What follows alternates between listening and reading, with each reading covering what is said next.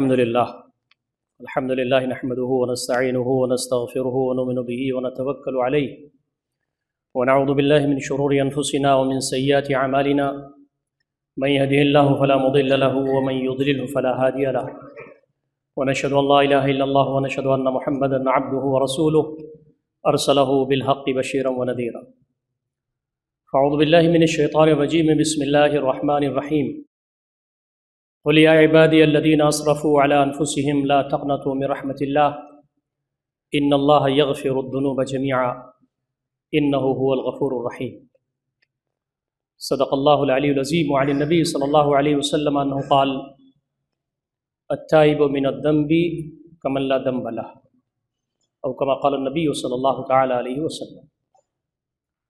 محترم سامعین خطبہ جمعہ، بزرگوں، نوجوان بھائیوں اور عفت مآب ماں اور بہنوں، السلام علیکم ورحمۃ اللہ وبرکاتہ۔ اللہ رب العزت نے اس دنیا میں انسان کو مقصد کے تحت پیدا فرمایا ہے، اور یہ بات جب سے دنیا قائم ہوئی ہے اپنے انبیاء کے ذریعے، اپنی کتابوں کے ذریعے یہ واضح کرتا رہا کہ تمہیں موت آئے گی اور ایک دن قیامت برپا ہو جائے گی۔ قیامت کب برپا ہوگی اس کا علم صرف اللہ رب العزت کو ہے، لیکن جس کی موت واقع ہو جائے اس کی قیامت برپا ہو جاتی ہے۔ نبی اکرم صلی اللہ علیہ وسلم فرماتے ہیں من مات فقد قامت قیامتہ، ہمارا انتقال ہو جائے، ہماری موت واقع ہو جائے تو ہمارے لیے قیامت برپا ہو گئی۔ لیکن یہ دنیا ایسے ہی رواں دواں نہیں رہے گی، ایک دن یہ دنیا ختم ہو جائے گی۔ اور انسانوں، تمہیں ہم نے اس دنیا میں مقصد کے تحت پیدا کیا ہے۔ اپنے آپ کو پہچانو، اپنے رب کو جانو، رب کی بندگی کرو، اور اس دنیا میں تم اللہ رب العزت کی مرضی کے مطابق زندگی گزارو۔ اللہ تعالیٰ نے تمہارے لیے جو چیزیں طے کر دی ہیں اس پر عمل کرو، جن سے تم کو روکا ہے ان سے رکو، اور یہی آدمی کا امتحان ہے۔ الذی خلق الموت والحیات لیبلوکم ایکم احسن عملا، وہی اللہ رب العزت ہے جس نے زندگی بھی بنائی، موت بھی پیدا کی۔ کیوں؟ تاکہ تمہیں آزمائے کہ تم میں عمل کے اعتبار سے کون بہتر ہے۔ تو ہمارے اس سفر میں جو زندگی کا سفر چل رہا ہے آخرت کی جانب، اور ہم کشا کشاں اپنے رب سے قریب تر ہوتے چلے جا رہے ہیں۔ یا ایھا الانسان انک کادح الی ربک کدحا فملاقیہ، انسان تو کشا کشاں دھیرے دھیرے اپنے رب کی طرف جا رہا ہے، ایک دن تیری ملاقات اس سے ہو جائے گی۔ سب سے بڑا دشمن جو ہمارا ہے وہ شیطان، جس کے بارے میں کہا گیا ان الشیطان لکم عدو مبین، شیطان تمہارا کھلا ہوا دشمن ہے، تمہارے آگے سے آئے گا، پیچھے سے آئے گا، دائیں سے آئے گا، بائیں سے آئے گا، تمہیں گمراہ کر کے چھوڑے گا، تمہاری اس دنیا کو بھی برباد کر دے گا اور آخرت کو بھی۔ اس سے چوکنا رہنا، اس سے چوکنا رہنے کا صرف ایک طریقہ اللہ رب العزت نے بتایا، وَإِمَّا يَنزَغَنَّكَ مِنَ الشَّيْطَانِ نَزْغٌ فَاسْتَعِذْ بِاللَّهِ إِنَّهُ هُوَ السَّمِيعُ الْعَلِيمُ۔ تمہارے دل کی رگوں کی گہرائیوں میں اگر شیطان وسوسے ڈالنے لگے تو تم اللہ رب العزت کی پناہ میں آ جاؤ۔ وہی جس نے تم کو پیدا کیا، وہی ہے جو نعمتوں کے انبار لگا دیا تمہارے لیے، وہی ہے جو ہر پل تمہارا نگراں ہے۔ یہ شیطان تمہارے رب سے بھٹکانا چاہے گا، تمہارے رب کے راستے سے بھٹکانا چاہے گا، تو یاد رکھنا اس سے چوکنا رہنا۔ دوسری چیز وہ نفس ہے۔ آدمی کے اندر اللہ رب العزت نے ایک ایسی چیز پیدا فرما دی ہے جو برائیوں کی طرف میلان زیادہ رکھتی ہے۔ وما ابرئ نفسی ان النفس لامارۃ بالسوء، میں اپنے نفس کو بری نہیں قرار دیتا، نفس تو برے کاموں کی طرف رہنمائی کرنے والا ہی ہے۔ تو نفس جو اندر رکھا گیا ہے اس سے چوکنا رہنا، اس کو کنٹرول میں رکھنا، ضبط نفس کے لیے تیار رہنا ہمیشہ، اور اپنے نفس کو کنٹرول میں اس انداز سے رکھنا کہ رب کی بندگی اس کی غلامی سے بھٹکا نہ سکے۔ الکیس من دان نفسہ وعمل لما بعد الموت، ذہین شخص وہ ہے جو اپنے نفس پر کنٹرول حاصل کرے موت کی بعد والی زندگی کے لیے کام کریں۔ شیطان کھلا ہوا ہے، تمہارا نفس ہمیشہ ورغلاتا ہے، بتقاضے بشریت تم سے غلطی ہو سکتی ہے، تم فرشتے نہیں ہو، تمہارے پاس بہت ساری چیزیں، بہت ساری خواہشات لگی ہوئی ہیں۔ شیطان انہی خواہشات کے چکر میں پھنسا کر تم کو طرح طرح سے گمراہ کرنے کی کوشش کرتا ہے، لیکن یاد رکھنا غلطی اگر ہو جائے تو میری طرف پلٹ کر کے آنا۔ میں تمہارا وہ رب ہوں جو تم سے محبت کرتا ہوں، میں تمہارا وہ رب ہوں جو تمہاری لغزشوں سے درگزر کرتا ہوں، تمہاری توبہ قبول کرتا ہوں، تمہاری مغفرت فرماتا ہوں۔ 1 مرتبہ نہیں، 2 مرتبہ نہیں، 10 مرتبہ نہیں، 20 مرتبہ نہیں، ہزاروں لاکھوں کروڑ مرتبہ، جتنی مرتبہ بھی تم واپس آؤ گے میری طرف، مجھے غفور الرحیم پاؤ گے۔ ہمارے دادا جد امجد حضرت آدم علیہ السلام کی یہی خصوصیت قرآن مجید نے بیان کی کہ جب ان سے غلطی ہو گئی تو اللہ رب العزت کی بارگاہ میں وہ توبہ بجا لائے۔ شیطان کی نالائقی یہ تھی کہ غلطی کو محسوس کرنے کے بعد بھی تائب نہیں ہوا۔ فَتَلَقَّى آدَمُ مِن رَبِّهِ كَلِمَاتٍ فَتَابَ عَلَيْهِ إِنَّهُ هُوَ التَّوَّابُ الرَّحِيمُ۔ آدم نے اللہ رب العزت سے وہ الفاظ سیکھے، اللہ تعالیٰ نے رہنمائی فرمائی، وہ چونکہ پیغمبر بھی تھے اس لیے ان کو وحی بھی ہوئی کہ یہ الفاظ ہیں جس کے ذریعے توبہ کرو، تو انہوں نے توبہ کیا، اللہ رب العزت نے ان کی توبہ قبول کر لی، اس لیے کہ وہ تواب الرحیم ہے۔ دوستو اور ساتھیوں، ہماری زندگیوں میں غلطیاں ہوتی رہتی ہیں، اللہ تعالیٰ کی جناب میں غلطی ہوتی رہتی ہے، ہماری نمازوں میں کوتاہی ہوتی ہے، روزوں میں کوتاہی ہوتی ہے، تسبیح میں، تحمید میں، تہلیل میں، تکبیر میں، اللہ رب العزت کی جناب میں، اللہ رب العزت کو یاد کرنے میں ہم تمام سے کوتاہی ہو جاتی ہے۔ روزانہ اس کی نعمتیں کھاتے ہیں، روزانہ اس کی نوازشات کے سمندر میں غرق ہیں، لیکن اللہ رب العزت کا شکر ادا نہیں کر پاتے، اللہ تعالیٰ کو یاد نہیں کر پاتے، تو اللہ تعالیٰ کی جناب میں بھی ہم سے کوتاہیاں ہوتی رہتی ہیں، اور بندوں کی جناب میں ہم سے کوتاہیاں ہوتی رہتی ہیں۔ کبھی ہم کسی کا دل دکھا دیتے ہیں، کبھی ہم کسی کے ساتھ زیادتی کر بیٹھے ہیں، کبھی والدین کی نافرمانی کر جاتے ہیں، کبھی بیوی کو ڈانٹ دیتے ہیں، کبھی بچوں کے ساتھ زیادتی کر بیٹھتے ہیں، کبھی ہم پڑوسیوں کے ساتھ زور و زبردستی کر جاتے ہیں، کبھی ہم نہ جانے کیا کیا مسائل آتے ہیں ہمارے پاس کہ ہم نہ جانے کتنے ایسے گناہ ہیں بندوں کے حوالے سے اللہ رب العزت کی جناب میں جو کرتے رہتے ہیں۔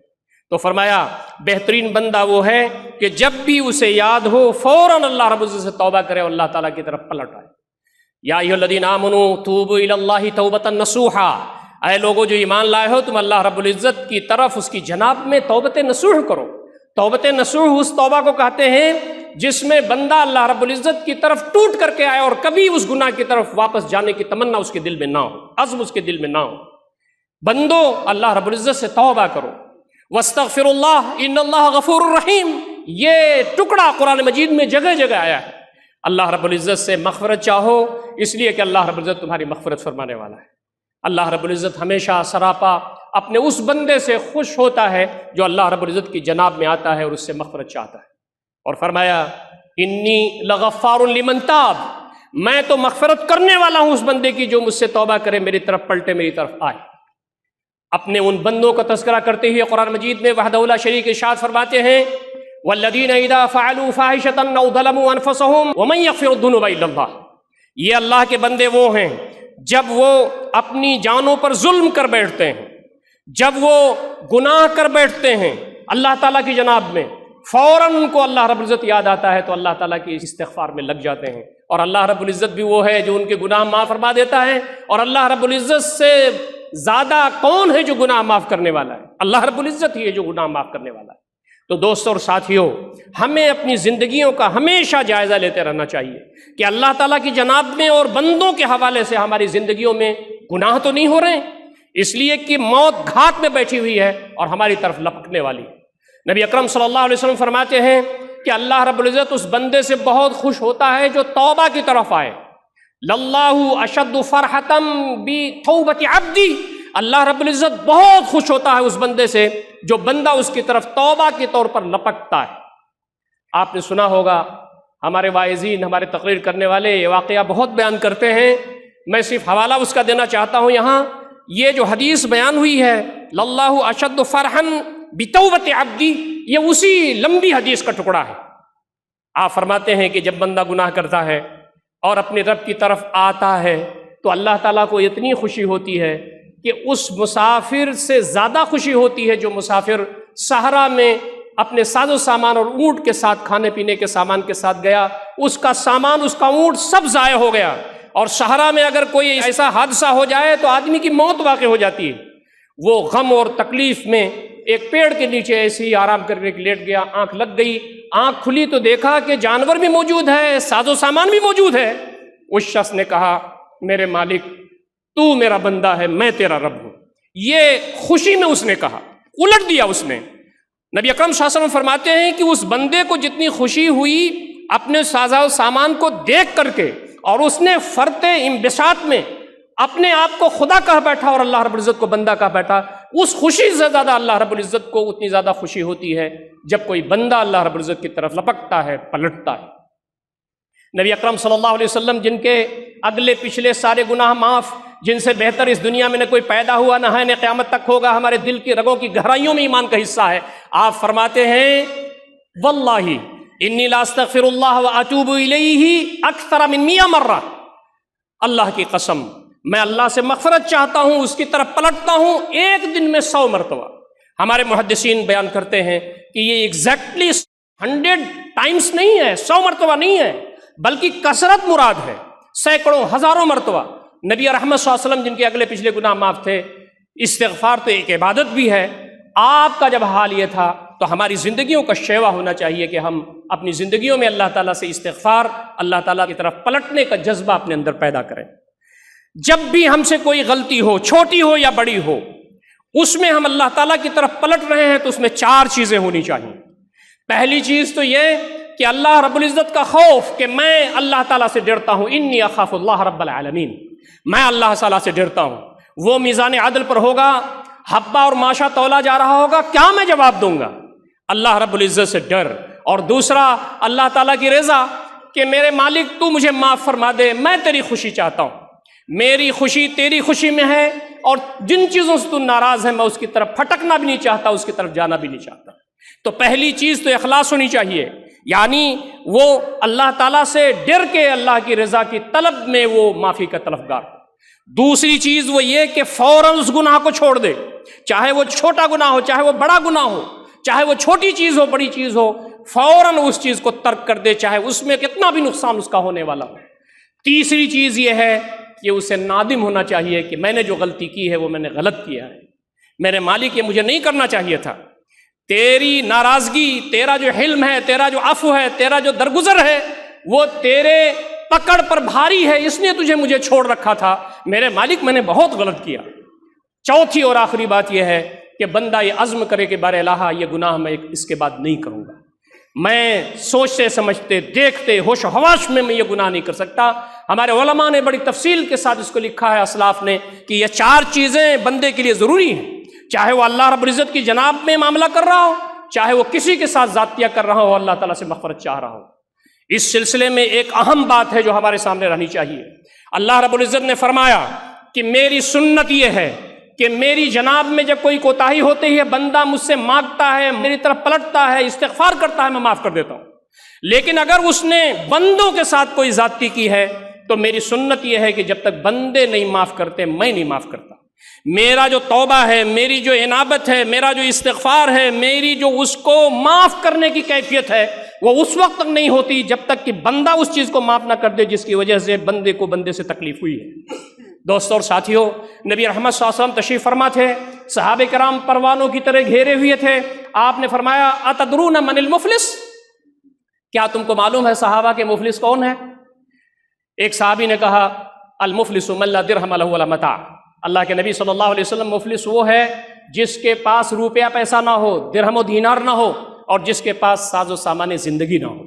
آپ نے فرمایا نہیں، آپ غلط رخ پر سوچ گئے، میری امت کا مفلس وہ ہے جو بڑی نمازیں پڑھ کے آئے گا، بہت روزے رکھ کر کے آئے گا، بہت حج کر کے آئے گا، کار خیر بہت کیا ہوگا، غربا مساکین یتیم لاچار مجبور مستحقین کی روزانہ خدمت کرتا رہا ہوگا، لیکن من شتم ھذا، اس کو گالی دی ہوگی، ومن قذف ھذا، اس پر غلط نظر ڈالی ہوگی، ومن سفک دم ھذا، اس کا خون بہایا ہوگا، کسی کا مال لیا ہوگا، کسی کا اسباب لیا ہوگا، کسی کو مارا ہوگا، کسی کو پیٹا ہوگا، کسی کی حق تلفی کی ہوگی۔ اللہ رب العزت میزان عدل پر ہوگا، جہاں اس کے احساب کی وجہ سے وہ جنت میں جانے کا مستحق تھا، وہاں ذاتی جن پر کی گئی تھی ان کی قطار لگی ہوگی۔ نبی رحمت صلی اللہ علیہ وسلم جن سے سچا اس دنیا میں کوئی پیدا نہیں ہوا، آپ فرماتے ہیں کہ جن کے پاس انہوں نے ذاتیاں کی تھی ان کو ثواب بانٹنا شروع کر دے گا اللہ رب العزت، کہ تم کو مارا تھا یہ 100 نیکیاں لو، تمہارے ساتھ ذاتی کی تھی یہ 200 نیکیاں لو، تمہاری زمین ہڑپ کی تھی یہ 1000 نیکیاں لو، جو بھی اللہ رب العزت طے فرمائے گا، یہ جو عذر گزار ہوں گے ان کو اس کے ثواب بانٹے جائیں گے، یہاں تک کہ وہ شخص کنگال ہو جائے گا۔ نبی اکرم صلی اللہ علیہ وسلم فرماتے ہیں ابھی لوگ قطار میں ہوں گے، نمازیں اس کی صحیح تھیں، روزے اس کے صحیح تھے، اس کے پیشانی پہ گھٹے تھے، اس کی داڑھی لمبی تھی، وہ معاشرے میں حاجی اور نمازی کہلایا جاتا تھا، لیکن بندوں کے ساتھ اس کے تعلقات خراب ہونے کی وجہ سے سارے اجر اس کے ضائع ہو گئے، اور اب بھی لوگ قطار میں ہوں گے تو لوگوں کے گناہ اس کے اوپر ڈالے جائیں گے اور منہ کے بل گھسیٹتا ہوا جہنم میں ڈال دیا جائے گا۔ نبی اکرم صلی اللہ علیہ وسلم فرماتے ہیں میری امت کا مفلس یہ ہے، ہمارا جو دین ہے وہ کمپریہنسو ہے، جامع ہے، ہمارا دین توازن کا دین ہے، اللہ تعالیٰ کی جناب میں بھی کوتاہی نہ ہو، اللہ کے حقوق میں بھی، اور بندوں کے ساتھ بھی ہمارے تعلقات بہت اچھے ہوں، تاکہ اللہ رب العزت کی جناب میں ہم جب پہنچیں تو ہم جب جنت میں جا رہے ہوں تو لوگوں کی طرف سے اور فرشتوں کے طرف سے مرحبا کی کیفیت ہو، ایسا نہ ہو کہ ہمارے دامن پکڑنے والے وہاں کھڑے ہوں اور ہمارے دامن کو کھینچ کر کے وہ جہنم میں جانے کا ہم مستحق بناتے ہیں۔ جب آدمی کے پاس آخرت واضح ہوتی ہے کہ دنیا تو کیسے بھی گزر جائے گی، ہمیں اللہ رب العزت کے ہاں جانا ہے، قبر میں سونا ہے، حشر میں حساب و کتاب دینا ہے، جنت و جہنم کے پروانے وحدہ لا شریک کے پاس ہے، اس کے سامنے حساب دینا ہے، جو عالم بذات الصدور ہے، دل کی رگوں کی گہرائیوں میں اٹھنے والے وسوسوں سے واقف ہے، تو ایسا شخص اس دنیا میں قابو میں رہتا ہے۔ نبی اکرم صلی اللہ علیہ وسلم تشریف فرما تھے، صحابہ کرام پروانوں کی طرح گھیرے ہوئے تھے، 2 صحابی اپنا جھگڑا لے کر آ گئے۔ ایک صحابی رسول صلی اللہ علیہ وسلم نے کہا کہ نبی اکرم صلی اللہ علیہ وسلم یہ جو ہمارے ساتھی ہیں میری زمین کو اپنا بتاتے ہیں۔ انہوں نے کہا اللہ کے نبی صلی اللہ علیہ وسلم یہ جو ہمارے بھائی ہیں ان کو غلط فہمی ہو گئی ہے، میری زمین کو اپنا بتاتے ہیں، ایک ہی زمین ہے، دونوں دعوے دار۔ نبی اکرم صلی اللہ علیہ وسلم فرماتے ہیں کہ خاموش ہو جائیے، میری بات سن لیجئے، انما انا بشر، میں انسان ہوں، بتقاضے بشریت ہو سکتا ہے کہ تم میں سے اپنی بات بہترین اسلوب میں رکھنے والا کوئی ہو، لچھے دار گفتگو کرنے والا ہو، میں اس سے متاثر ہو کر کے فیصلہ اس کے حق میں دے دوں، لیکن یاد رکھو زمین جس کی ہوگی اسی کی رہے گی، اور قیامت کے دن آگ کا طوق پہنایا جائے گا اس کی گردن میں زمین کے برابر۔ راوی بیان کرتے ہیں دونوں صحابی رونے لگے، انہوں نے کہا اللہ کے نبی صلی اللہ علیہ وسلم میرے بھائی کو زمین دے دیجئے، مجھے نہیں چاہیے۔ دوسرے صحابی کہنے لگے اللہ کے نبی صلی اللہ علیہ وسلم میرے بھائی کو زمین دے دیجئے، مجھے نہیں چاہیے۔ ابھی تو دونوں زمین سے دستبردار ہونے کے لیے تیار نہیں تھے، لیکن جب نبی اکرم صلی اللہ علیہ وسلم نے جہنم کا نقشہ کھینچا اور فرمایا کہ یہ دنیا ختم ہونے والی ہے، تم کو اپنے رب کی بارگاہ میں حاضر ہونا ہے، تو پھر وہ دونوں اس زمین سے دستبردار ہو گئے۔ دوستو یہ جو دنیا ہے یہ زینت ہے، یہ تفاخر ہے، یہ لہو و لعب ہے، یہ ایک دوسرے سے فخر جتانے کی جگہ ہے، مال میں، اسباب میں، اولاد میں، دنیا کی نہ جانے کتنی چیزیں ہیں جو ہم تمام کو جنت سے دور کرتی ہیں اور دنیا سے قریب کرتی ہیں اور اس سفلی چیزوں کی طرف لے جاتی ہیں۔ ہم تمام میں بہتر شخص وہ ہے جو آخرت کے جذبے سے، اللہ تعالیٰ کو خوش کرنے کے جذبے سے اس دنیا میں جیے اور زندگی گزارے۔ ہم میں بہت سارے لوگ ایسے ہیں جن کو اللہ نے امیر بنایا ہے، ہم میں سے بہت سارے لوگ ایسے ہیں جن کو اللہ رب العزت نے غربت کے دور سے گزارا ہے۔ اللہ تعالیٰ نے امیر کو امیر بنایا، ان کو آزما رہا ہے، اور اللہ تعالیٰ نے غریب کو غریب بنایا، اس کی بھی آزمائش ہو رہی ہے۔ اللہ تعالیٰ خوش کس سے ہے؟ کسی کو نہیں، کسی کو امیر بنایا، کسی کو غریب بنایا، کسی کو تندرست بنایا، کسی کو مریض بنایا، کسی کو کس حالات میں رکھا، ان سارے حالات میں آدمی کی آزمائش ہو رہی ہے۔ اللہ تعالیٰ کس سے خوش ہے وہی جانتا ہے، اس لیے ہمیشہ اللہ جب نعمتیں دیں تو شکر ادا کیجئے۔ اللہ رب العزت جب نعمتوں کی بارش کیجئے تو اترائیے نہیں، فخر نہ کیجئے، نہ مال پر، نہ اولاد پر، نہ اپنی شہرت پر، نہ اپنے اسٹیٹس پر، نہ اپنی صحت پر، نہ اپنے تقوی پر، نہ اپنے نیک نامی پر، کوئی بھی گھمنڈ، کوئی بھی غرور اللہ رب العزت کو پسند نہیں ہے۔ نبی اکرم صلی اللہ علیہ وسلم تشریف فرما تھے، صحابہ کرام پروانوں کی طرح بیٹھے ہوئے تھے، ایک صحابی بیٹھے ہوئے تھے آپ کے پاس جو بہت امیر تھے، ان کے کپڑے بہت اچھے تھے۔ تھوڑی دیر کے بعد ایک اور صحابی تشریف لائے جن کے کپڑے میلے تھے، جو محنت کرتے تھے، مزدوری کرتے تھے اور اپنا کسب معاش کرتے تھے، وہ آ کر کے ان کے پہلو میں بیٹھ گئے۔ نبی اکرم صلی اللہ علیہ وسلم لال و گوہر کی بارش فرما رہے تھے، دنیا اور دین کی رہنمائی فرما رہے تھے، لیکن وہاں ایک چھوٹا سا حادثہ ہوا۔ امیر صحابی کا جب کپڑا غریب صحابی کے کپڑے سے لگا تو امیر صحابی نے اپنا کپڑا ذرا سمیٹ لیا. یہ بتقاضۂ بشریت ہوا، یہ ایسے ہی ہو گیا، اس لیے کہ انسان کے اندر یہ چیز موجود ہے. نبی صلی اللہ علیہ وسلم کی نظر وہاں پڑ گئی. آپ نے فرمایا فلاں ایسا تم نے کیوں کیا؟ صحابی کو تنبیہ ہو گئی، ان کی آنکھوں میں آنسو تھے. انہوں نے کہا اللہ کے نبی صلی اللہ علیہ وسلم میرے لیے اللہ تعالیٰ سے مغفرت فرمائیے، میں بھی مغفرت چاہتا ہوں اللہ تعالیٰ سے، مجھ سے غلطی ہو گئی کہ میں نے اپنے کپڑوں کو اچھا سمجھا، اپنے بھائی کے کپڑے کو ذرا کمتر سمجھا. اور اے اللہ کے رسول صلی اللہ علیہ وسلم آپ گواہ رہیے گا، میں نے آدھا مال اپنے اس صحابی کو دے دیا تاکہ اللہ رب العزت کہیں ناراض نہ ہو، اللہ تعالیٰ کی بارگاہ میں رسوائی نہ ہو. ان صحابی نے کہا اللہ کے نبی صلی اللہ علیہ وسلم مجھے ان کا مال نہیں چاہیے. نبی اکرم صلی اللہ علیہ وسلم نے فرمایا کہ تم غریب آدمی ہو، تمہیں مال کی ضرورت ہے، اور یہ صحابی خوشی خوشی تم کو دے رہے ہیں، پریشانی کیا ہے؟ تو انہوں نے کہا اللہ کے نبی صلی اللہ علیہ وسلم مجھے ڈر اس بات کا ہے کہ میں ان کا مال پا کر کے کہیں انہی جیسا نہ ہو جاؤں. دوستوں اور ساتھیوں، گھمنڈ اور کبر اور غرور کس چیز کا؟ اللہ تعالیٰ نے بولنے کی صلاحیت دی، زبان چل رہی ہے. نظر کرم اگر ہٹ جائے تو آدمی اپنا نام نہیں بتا سکتا. آدمی لکھتا ہے موٹی موٹی کتابیں فراٹے کے ساتھ، بیٹھتا ہے تو پورا مضمون ختم کر کے اٹھتا ہے. اللہ کے نظر کرم ہٹ جائے تو دستخط نہیں کر سکتا. وہ لوگ جو یہ سمجھتے تھے کہ دنیا ان کے بغیر نہیں چل سکتی، وہ قبرستان میں آرام کر رہے ہیں. ہم ہوں گے، ہمارا رب ہوگا، قبر کی مٹی ہوگی، تاریکی ہوگی، وہی مونس ہوگا. یہ جو چیزیں بنی ہوئی ہیں یہ پارٹ ٹائم بینگ ہیں، یہ عارضی ہیں. اللہ رب العزت جب چاہے دے دے، جب چاہے چھین لے. ہم تمام اس مرحلے سے گزر رہے ہیں. یہ جو توبہ ہے، توبہ کے کچھ بڑے فوائد ہیں، میں ان میں سے چند کا تذکرہ کر کے خطبہ بند کرتا ہوں اس لیے کہ وقت بہت کم ہے. توبہ جب آدمی کرتا ہے، استغفار کرتا ہے، اللہ کی طرف پلٹتا ہے، اس کے بہت بڑے بڑے فوائد ہیں.